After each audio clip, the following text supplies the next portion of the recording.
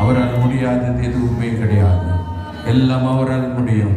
நாம் நம்புகிற தெய்வத்தால் எல்லாம் முடியும். ஹல்லேலூயா. துதிக்கிறோம். ஸ்தோத்திரம் ஐயா. எல்லாரும் அப்படி ஆராதனைக்குள்ள கலந்து போவோமா? எத்தனையோ பேர் இந்த உலகத்தில் இருக்காங்க, எத்தனையோ கோடி ஜனம் இருக்கு. ஆனால் எல்லாருக்குமே இந்த ஒரு வாய்ப்பு கிடைச்சிருக்குன்னா இல்லை. கடவுள் வந்து நம்ம பிரித்தெடுத்திருக்கிறார். இந்த ஒரு நல்ல வாய்ப்பை நமக்கு தந்திருக்கிறார். இயேசு அப்படின்ற நாமம் வந்து ரொம்ப உயர்ந்த ஒரு நாமம். நம்முடைய வாழ்க்கையில் வந்து அது ரொம்ப ஒரு பெரிய நாமம். இந்த உலகத்தில் வந்து நமக்காக வந்து எல்லாத்தையும் பரலோகத்தை விட்டு வந்த நாமம் அது. பாவத்திலிருந்து நம்மை வந்து சீர்தூக்கி நமக்காக பரிதவிக்கப்பட்டு நம்முடைய கஷ்டத்தை எல்லாம் மாற்றி நமக்காக சிலுவையில் சீர்ந்து அவருடைய ரத்தத்தை சிந்தி நமக்காக மீண்டும் உயிரோடு எழுந்த நாமம் அது. அப்படிப்பட்ட நாமத்தை நாம் தொழுது கொள்ள அழைக்கப்பட்டிருக்கிறோம். யாரும் வந்து இங்கே மற்றவங்க என்ன சொல்லுவாங்க அப்படின்னு பார்க்காதுங்க. உங்களுக்கு என்ன தெரியுதோ, அவருடைய நாமம் என்ன தெரியுதோ அதை சொல்லி அவரை துதிங்க. ஏன்னா நம்ம துதிக்க போகிறது 20 நிமிஷம் தான். வாரத்தில் 7 நாள் இருக்குது. அதில் இந்த ஒரு நாள் இந்த 3 மணி நேரத்தில் வெறும் ஒரு 20 நிமிஷம் தான் நம்ம அவரை ஆராதிக்க எல்லாரும் ஒன்றா சேர்ந்து வந்துருக்கோம். எல்லாரும் தனித்தனியாக வீட்டில் ஆராதிப்போம், தனிப்பட்ட நேரங்களில் ஆராதிப்போம். ஆனால் நம்ம எல்லாரும் சேர்ந்து ஒன்றா ஆராதிக்கும் போது கடவுள் அதை ரொம்ப விரும்புவார். அப்படிப்பட்ட ஒரு நாமத்தை வந்து நம்ம பாடி இது பண்ணுவோம்.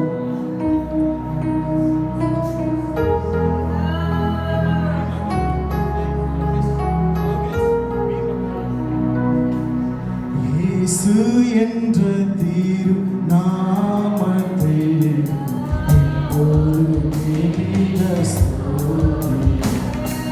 இயேசு என்ற திரு நாமத்தை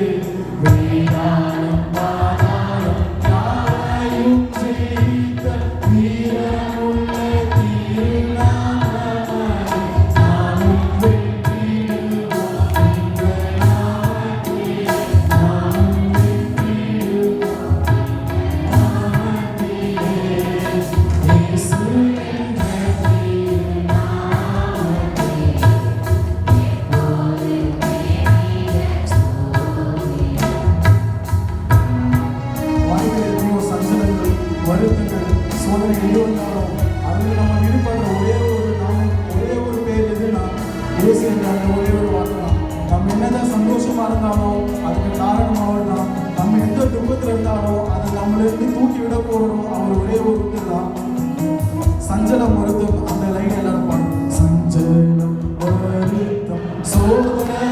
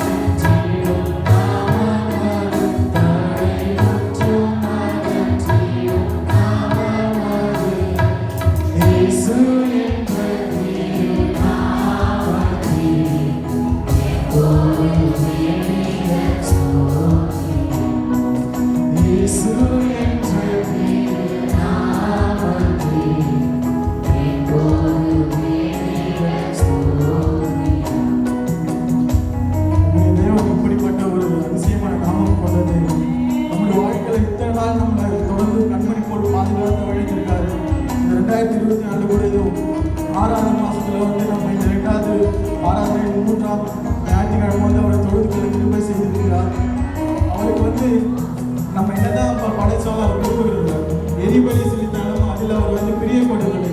தேவனுக்கு ஏற்ற பலி வந்து நொறுங்குண்ட ஆவிதான். நொறுங்குண்ட நம்ம நம்முடைய லட்சம் தான் அவர் ரொம்ப விரும்புவார். அது ஒரே ஒரு தான் இருப்பார். அப்படிப்பட்ட ஆண்டவர் நாம் நன்றி செலுத்தி ஒவ்வொரு நாள் நன்றி செலுத்தணும். எதுக்கு நன்றி செலுத்துறதுனால கிடையாது, ஏன்னா இந்த நிமிஷம் நம்ம எல்லாரும் உதவிக்கு அவருக்கு நன்றி செலுத்திட்டு தான் இருக்கணும். இதுவரை நமக்கு உதவி செய்து வந்த தேவன் இனிமேலும் நம்மை வழிநடத்த போற தேவன் அவருடைய தழும்புகளால் தான் நம்ம சுகமானோம். நம்மளோட குடும்பத்தை இந்நாள் வரையும் கண்மணி போல் பாதுகாத்து வழித்து வராரு. நம்மளோட பிள்ளைகள் போகும்போதோ வரும்போதோ, வேலைக்கு போகும்போதும், ஒவ்வொரு இடத்துலையும் போகும்போதும், பள்ளிகளுக்கு போகும்போதும், கல்லூரிகளுக்கு போகும்போதும் யாரும் நம்ம கூட போறதில்லை. ஆனால் தேவன் ஒருவரையும் அவர்களோடு இருந்து அவருக்கு முன்னும் பின்னமாக இருந்து வழிநடத்துகிறார். அப்படிப்பட்ட தேவனுக்கு நாம் நன்றி செலுத்த கடமைப்பட்டிருக்கிறோம். இரவும் பகலும் எல்லா நேரத்திலும் அவர் நமக்காக உறங்குறதில்லை. உன்னை காக்கிற உறங்குவதும் இல்லை, கண்ணாயிரம் நமக்காக அவர் விழித்திருந்து ஒவ்வொரு நாளும் நம்மை காத்து கொண்டு வந்த தேவனுக்கு நாம் எண்ணத்தை செலுத்த முடியும். நம்மளுடைய இருதயத்தை மட்டும்தான் அவர் தர முடியும். அவர் விரும்புவதும் அது ஒன்றுதான், அவர் கேட்பதும் அது ஒன்றுதான். நன்றி சொல்லுவோமா?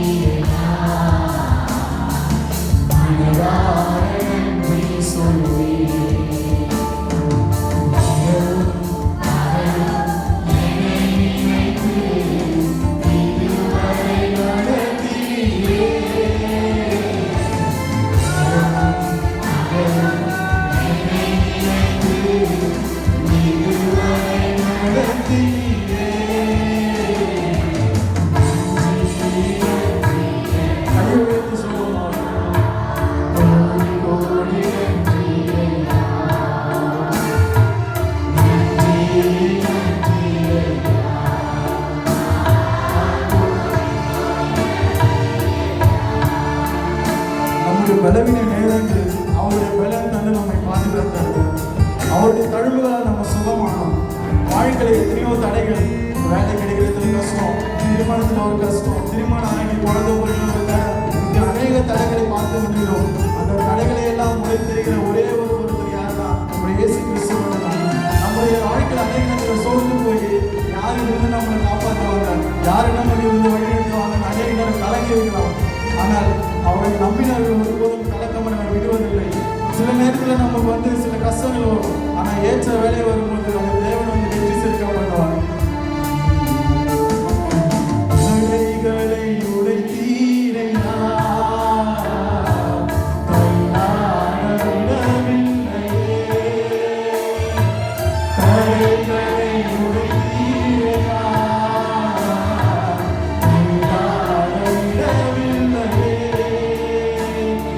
சோர்ந்து போன நேரமெல்லாம் தூக்கி என்னை சுமந்து வாக்கு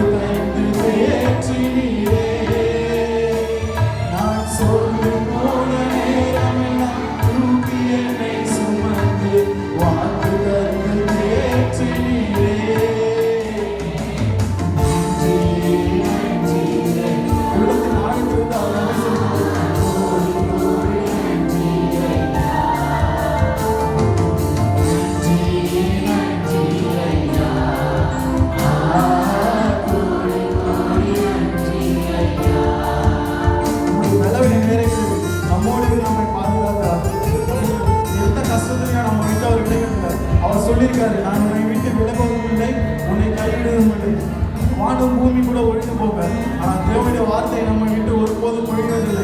அவர் சொன்னாருன்னா அவர் சொல்லிட்டாரு, அவ்வளவுதான். அதில் எந்த ஒரு மாற்றமும் இருக்காது. நான் அவன் கூட இருக்கிறேன்னா கண்டிப்பா இருப்பாரு. நம்மளுடைய நம்பிக்கையின்மை வேணுமானா அவர் நம்ம கூட இல்லை நம்ம நினைக்கிற அளவில் இருக்கிறார். ஆனால் தேவன் எப்பொழுதுமே நம்மோடு தான் இருக்கிறார். அவரை நம்ம சேர்த்து பாடணும்.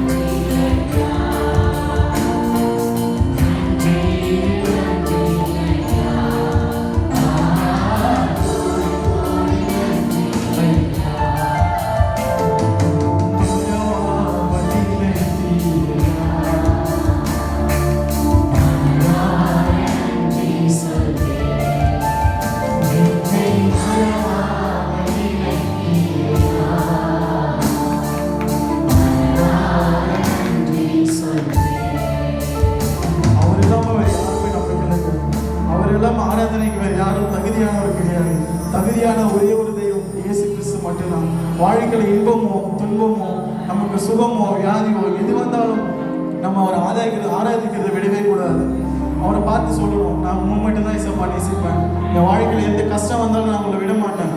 எந்த ஒரு வியாதியோ வருத்தமோ எது வந்தாலும் பரவாயில்ல, ஆனால் தேவனை விடாமல் நம்ம இருக்கும்.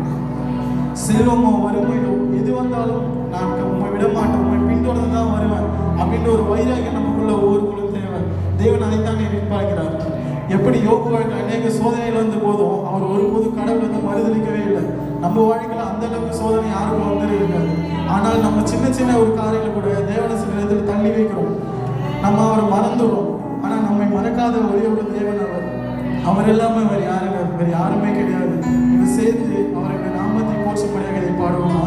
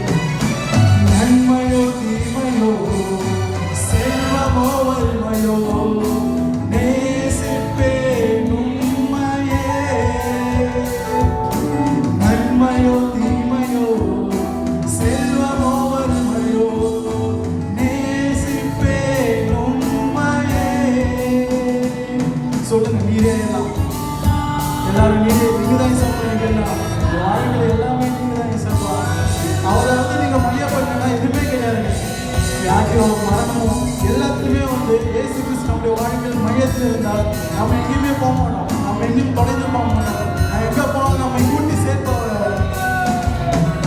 சொல்லுங்க, அவர் பின்தொடரும்.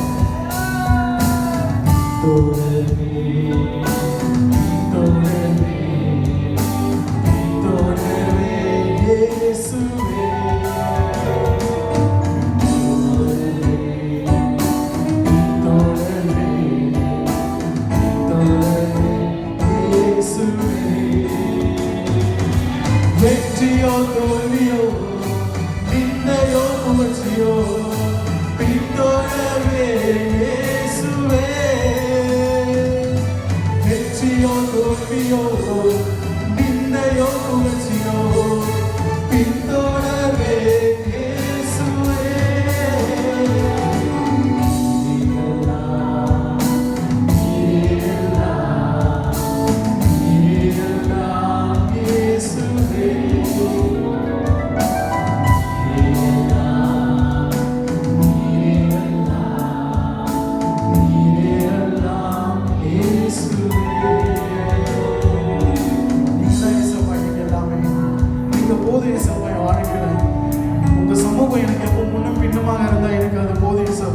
நீர் என்னோடு இருந்தால் கனிதரும் மரமாய் நான் இருப்பேன். அப்போ உங்களுடைய நாமம் என்னோடு இருந்தால் இசப்பா, என்னுடைய சந்திதி என்னுடைய சன்னாதி எல்லாமே ஒரு செழிப்பா இருக்கும் இசப்பா. அவருடைய நாமம் தேனிலும் இனிமையானது, அது தெவிட்டாத தேனிலும் மிகவும் இனிமையானவை. தேடியும் நம்ம கிச்சக்காத ஒப்பற்ற செல்வம் அவர். எத்தனை இன்பம் நம்ம வாழ்க்கையில் வந்தாலும், எத்தனை துன்பங்கள் வந்தாலும் எல்லாவற்றிலும் அவர் எல்லாமே ஒண்ணுமே கிடையாது. இன்பத்திலும் நம்மோடு இருப்பார், துன்பத்திலும் நம்மோடு இருப்பார், நம்மை மீட்டு நம்மை விலக்கி காப்பார். நீங்க போதும் ஏசப்பா, இன்னும் அவரை நெருங்கி சேரும். நீங்க போதும் ஏசப்பா, உங்க சமூகம் எனக்குப்பா அப்படின்னு சொல்லிட்டு அந்த பாடலை உணர்ந்து பாடுவோமா?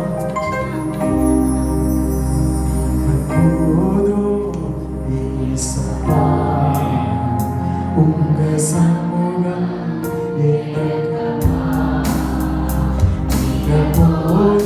உள்ளத்துல இருந்து பாடுங்க. நீங்களே சொல்லுங்க, நீங்க போதும் ஏசப்பா விலகணும். ஏன்னா அவர் நமக்குள்ள இருந்தா நம்மளோட வாழ்க்கையில் எல்லா பிரச்சனைகளும் சரி, எல்லா உதவியும் சரி அவரை பார்த்துப்பாரு. மனிதரை நாம் எதுக்குமே நாள தேவையில்லை, யாரோட ஆலோசனை நமக்கு தேவையில்லை. அவருடைய வேதத்தில் புரிமையா இருந்து இரவும் பகலும் அவர் தியானிக்கிற மனுஷன் பாக்கியவன் சொல்லியிருக்கு. அப்போ அவரோடவே நம்ம பயணிக்கும் போது நம்ம எந்த பாதையில போறோம், நம்ம யார் கூட பழகுறோம், நம்ம எப்படி இருக்கிறோம், நம்மளோட உள்ளம் எப்படி இருக்குன்னு அவருக்கு மட்டும்தான் தெரியும். நம்ம கூட பழகுவதும் தெரியாது. இவன் எப்படி அவன் எப்படின்னு தெரியாது. வெளியே வேணா நம்ம எல்லாரும் நல்லா இருக்கலாம், வெளியே வேணுமா நான் ரொம்ப பரிசுத்தமா நம்ம காட்டிக்கலாம். ஆனா இந்த உள்ளத்துல எப்படி இருக்குன்றது அவங்களுக்கு தான் தெரியும். ஆனால் நம்ம உள்ளத்தை அறிந்த ஒரே ஒருத்தர் யாருன்னா இயேசு கிறிஸ்து தான். அப்படிப்பட்ட நம்ம உள்ளத்தை அறிந்து கூட அவர் நம்ம விட்டு விலகவில்லை. எல்லாருமே நம்ம வாழ்க்கையில் ஏதாச்சும் ஒரு தவறு செஞ்சிருப்போம். அதெல்லாம் கூட அவர் மறந்து மன்னித்து இன்னும் நமக்காக பிதாவிடம் பரிந்து பேசிக் கொண்டிருக்கிறார். அனுதினம் நம்முடைய வாழ்க்கையில் அவர் தொடர்ந்து கொண்டிருக்கிறார். இப்போ அவரை பார்த்து, இப்படிப்பட்ட தேவனை பார்த்து, நீங்க போதும் ஏசப்பா, எனக்கு வேற யாரே இல்லை அப்படின்னு அந்த பாடலை பாடுவோமா?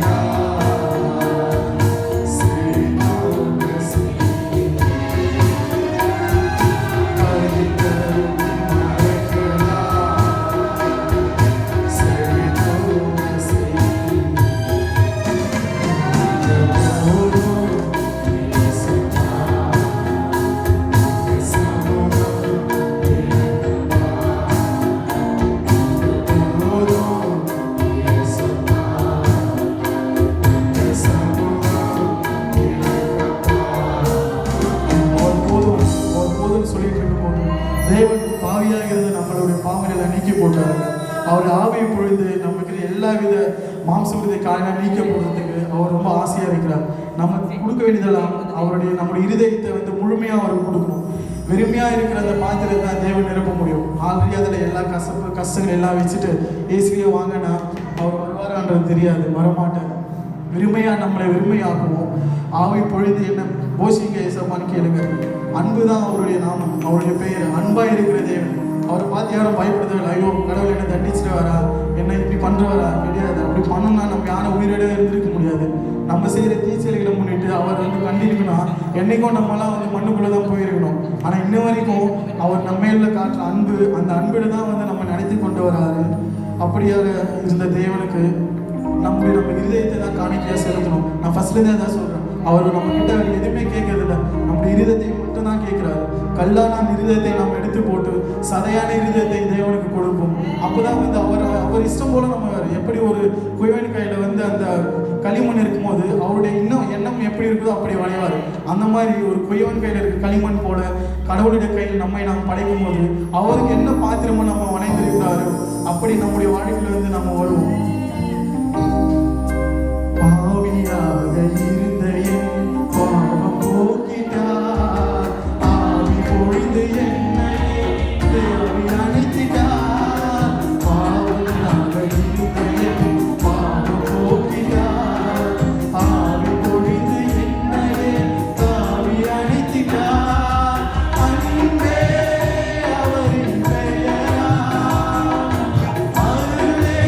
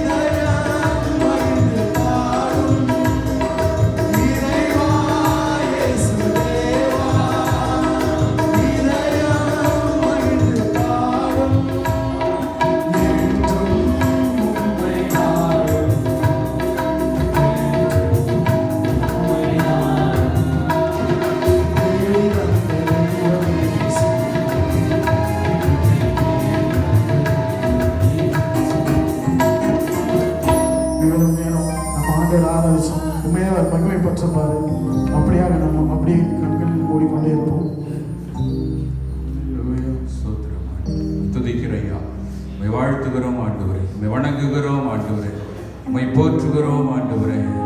எங்களை தேடி வந்த தெய்வம் இந்த உலகத்தில் நீங்க மாத்திரம்தான் தகப்பனே. எத்தனையோ தெய்வங்கள் உண்டு என்று நம்புகிற மக்கள், தெய்வங்களை தேடி ஓடிக்கொண்டிருக்கிற மனித கூட்டம். ஆனால் நீர் மாத்திர மனிதர்களாக